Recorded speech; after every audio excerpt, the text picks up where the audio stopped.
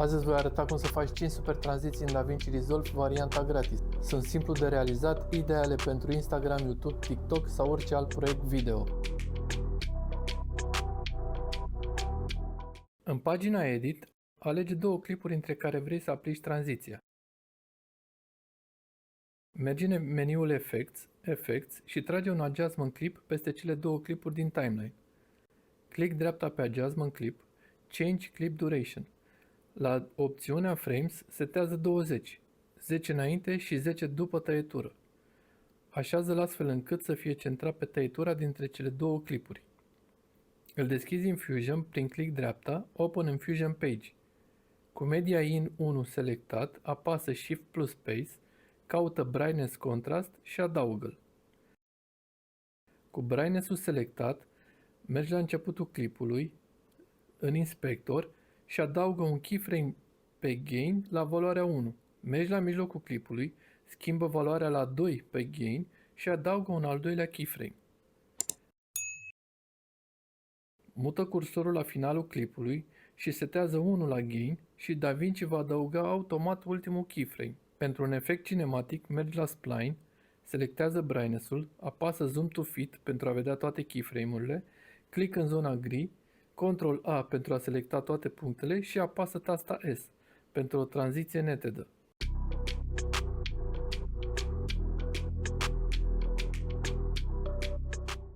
Din pagina Edit, alege cele două clipuri pe care vrei să le legi.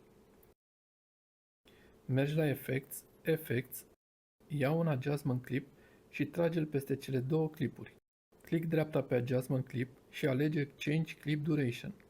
Setează la 20 de cadre, apoi așează-l fix între cele două clipuri. Deschide clipul în Fusion, prin click dreapta, Open in Fusion Page. Cu Media In 1 selectat, apasă Shift plus Space, caută și adaugă Zoom Blur. Acum mergi la începutul clipului, în inspector, și adaugă un keyframe pe Zoom Amount cu valoarea 0. La mijlocul clipului, setează zoom la 0.8 sau chiar 1 pentru un efect intens. La finalul clipului, revine la valoarea 0 și DaVinci va genera tranziția completă. Mergi la Advanced Control și schimbă calitatea la Enhance. Pentru un efect fluid, mergi în Spline, bifează Zoom Blur, apasă Zoom to Fit, apoi Ctrl A și tasta S de la tastatură pentru a face tranziția cinematică.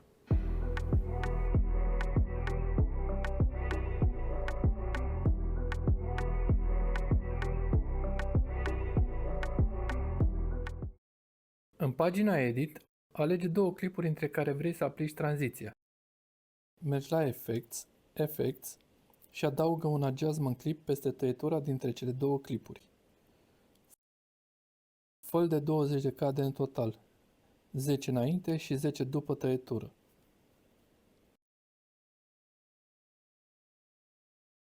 După ce îl așezi exact pe tăietură, click dreapta pe el și alege Open in Fusion Page. Cu Media In 1 selectat, apasă Shift Space, caută Directional Blur și adaugă-l. Selectează Directional Blur, mergi la inspector și schimbă timpul de blur din linear în zoom. Acum mută cursorul la mijlocul clipului. Setează un keyframe pe length la 0.1 și angle la 30. La începutul clipului și la final, setează length și angle la 0. Mergi în Spline, bifează Directional Blur, apasă Zoom to Fit, Ctrl A și apasă S pentru o tranziție fluidă.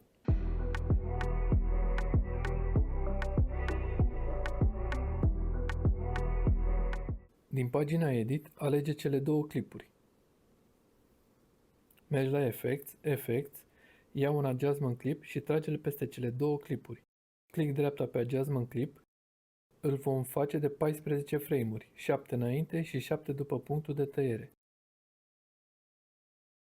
După ce ai intrat în Fusion Page, selectează Media In 1, apasă Shift Space, caută camera Shake și adaugă efectul. Poziționează cursorul pe punctul de tăiere la mijlocul clipului, activează Motion Scale Speed Scale și setează-le la valori maxime. Mergi la începutul clipului, setează Motion Scale Speed Scale la 0, de asemenea la final, setează Motion Scale Speed Scale tot la 0. Mărește Motion Blur la 1, Pan, Tilt și Rotation la maxim. Schimbă la Zoom Type Outward and Inward, micșorează Randomness Scale și Speed la 0, schimbă Border Type pe Reflect și micșorează până la capăt Zoom to Crop. Intră în Spline Editor, selectează camera Shake, Zoom to Fit, Ctrl A și apasă S. Dacă îți plac aceste efecte, în descriere am lăsat un link către un pachet cu 5 tranziții gratuite și unul cu 22 de tranziții premium. Pentru final, am ales o tranziție de tip Before and After. Mai întâi, mergi în Edit Page și importă un clip în Timeline. Apoi, intră în Color Page, deschide tabul LUTs și alege un look care se potrivește cu atmosfera clipului. Eu am ales unul la întâmplare. Revin în Edit Page, plasează cursorul pe mijlocul clipului și fă o toitură simplă. Ne întoarcem în Color Page, selectăm prima jumătate a clipului, dăm click dreapta în zona nodurilor de culoare și alegem Reset All Grades and Nodes. Asta ne aduce la varianta originală a clipului, fără un efect de culoare aplicat. Acum vine partea interesantă. În Edit Page, mergi la Effects, în secțiunea Video Transition și caută Edge Wipe și trage-l între cele două bucăți de clip. Selectează tranziția din timeline și mergi în inspector la tabul Transition. De aici poți ajusta direcția tranziției. Implicit, ea vine de jos în sus, dar dacă schimbi unghiul la -90, se va face de la dreapta la stânga. Eu o să setez 90 ca tranziția să vină frumos de la stânga la dreapta. Pentru un efect convingător, adaugă o bordură cu valoarea 1. Iar ca mișcarea să fie mai naturală, setează Ease pe In and Out.